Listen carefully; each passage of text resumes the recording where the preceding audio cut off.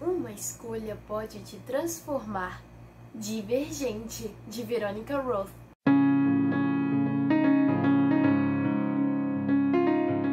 Olá, caros leitores! Eu sou a Caduca lendo, lugar para todos os tipos de leitores e lugar recheado de recomendações. E hoje vamos falar sobre o livro/filme Divergente, de Veronica Roth. Vou falar o que achei do livro, o que achei do filme, se vale a pena ou não conhecer essa história. Antes de tudo, quanto tempo, né, galera? Ai, vocês nem imaginam as aventuras que aconteceram nesse meio tempo, mas acho melhor deixar isso tudo para outro vídeo. Mas vamos ver o que interessa. Sobre a autora, Veronica Roth nasceu em Nova York em 19 de agosto de 1988 e é filha de um alemão com uma mãe de família polonesa. Ela tem 2 irmãos e atualmente vive em Chicago com o seu marido. Ela começou a ser mais conhecida, a fazer sucesso com o lançamento do primeiro livro, Divergente, em 2012. Desde então se tornou um best-seller e inclusive se tornou um filme e logo, né, a trilogia segue com Insurgente, Convergente, 4 e também seus respectivos filmes. Respectivos, mais ou menos. O que eu devo saber antes de ler Divergente? Caro leitor, antes de ler Divergente, você precisa estar ciente de que se trata de uma distopia. Trata-se de uma realidade alternativa construída pelo autor, né, uma realidade de certa maneira futurística, que traz uma grande crítica a, por exemplo, um mundo utópico. Um mundo utópico é aquele mundo de um futuro perfeito, tudo perfeito.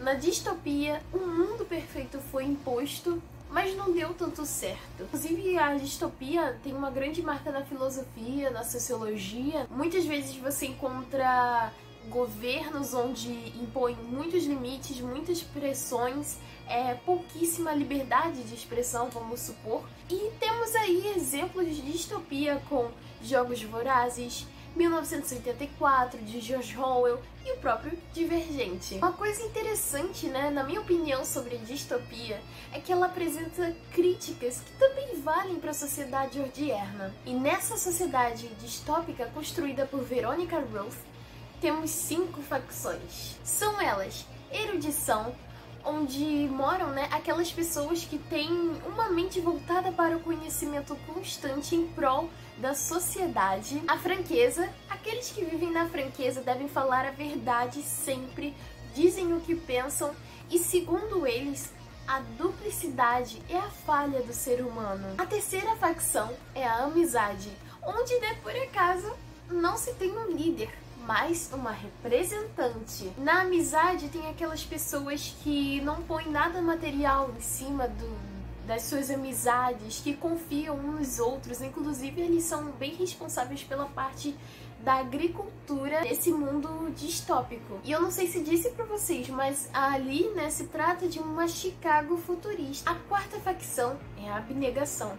É aquela facção que é modesta, não vê o luxo. Muitos deles nem podem se olhar no espelho, eles não devem ligar pro luxo, não devem se portar, somente devem se portar com o próximo. Inclusive, né, eles que cuidam dos sem facção, cuidam entre aspas, de sem facção, que a gente vai falar daqui a pouquinho. E também temos os membros da audácia, né, já é autoexplicativo, são os mais audaciosos, eles até são meio assim estilosos, né, usam tatuagens, estão sempre usando preto, tem cortes de cabelo ousados, são eles que protegem as fronteiras. Bom, os sem facção são aqueles que não se adaptaram à realidade do seu grupo.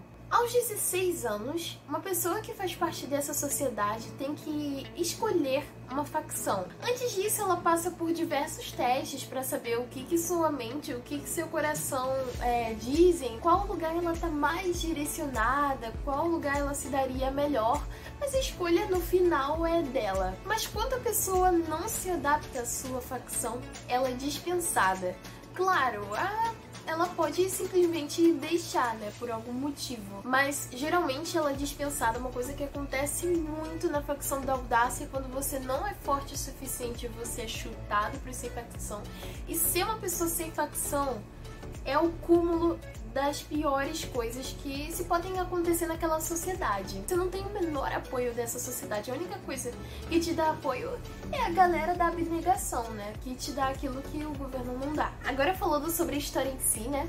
Nossa protagonista é Beatrice, que depois muda seu nome para Tris, né? Ela prefere que seja chamada assim, que faz esse tal teste de aptidão. Mas a aplicadora tem uma surpresa. Descobre que Beatrice tem aptidão para mais de 2 facções.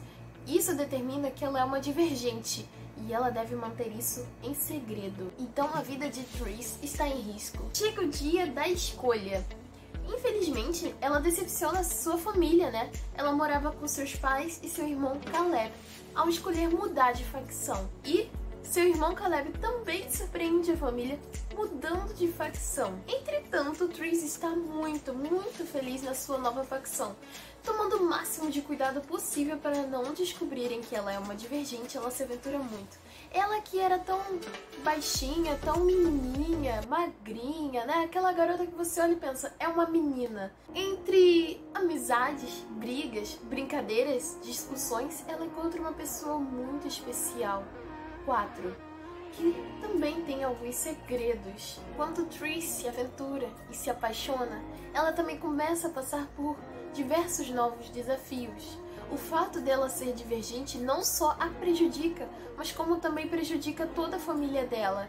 E também se trata de uma sociedade onde todos são pressionados, portanto, também há outros divergentes entre ela, que no caso são desconhecidos por esconderem seus segredos. O medo de cada divergente é que tudo vá por água abaixo.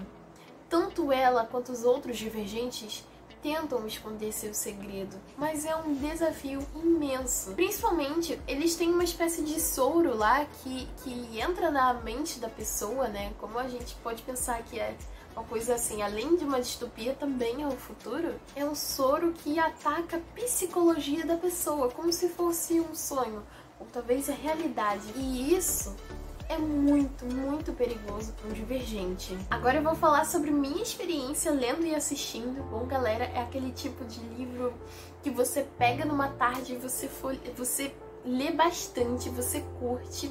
Só o final que, assim, eu achei uma grande intensidade, né, de acontecimentos, e essa intensidade vai tornando as coisas um pouco menos empolgantes, né? Só acho que algumas outras coisas poderiam ter sido exploradas.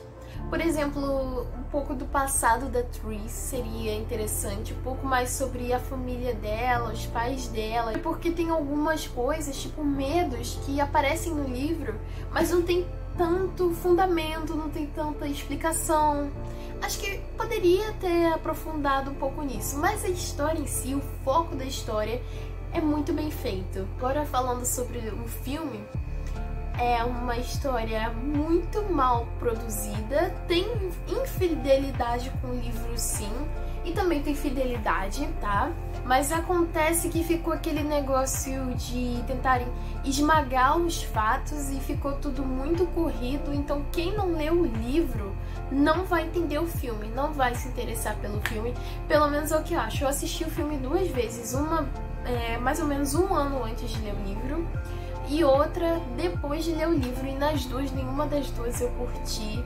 Fica uma história perdida, muito mal organizada. Então, galera, não vale a pena assistir Divergente, mas vale a pena ler Divergente. E agora, né, já comecei a ler Insurgente. Eu confesso pra vocês que não tô gostando, não tá me agradando, mas vamos nessa. Tô lendo muito devagar também, porque quando o livro não me empolga, dá uma preguiça danada, viu? Quem aí se identifica? Sério. Mas vamos ver como vão ficar as coisas. Será que pelo menos vão explorar alguma coisa sobre a família da Tris? Então eu farei um vídeo falando sobre Insurgente, a continuação da trilogia, né, de Divergente. Bom, é isso, caros leitores, e muito obrigada por terem acompanhado até aqui.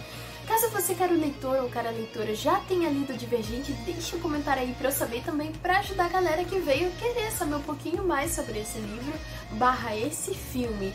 E espero ter convencido também alguém a ler Divergente. Sério, galera, vale a pena. É um estilo de história muito diferente, principalmente se você gostou de outros livros sobre distopia, vocês vão curtir. Então é isso, muito obrigada Beijinhos e tchau, tchau, caros leitores! A gente se vê!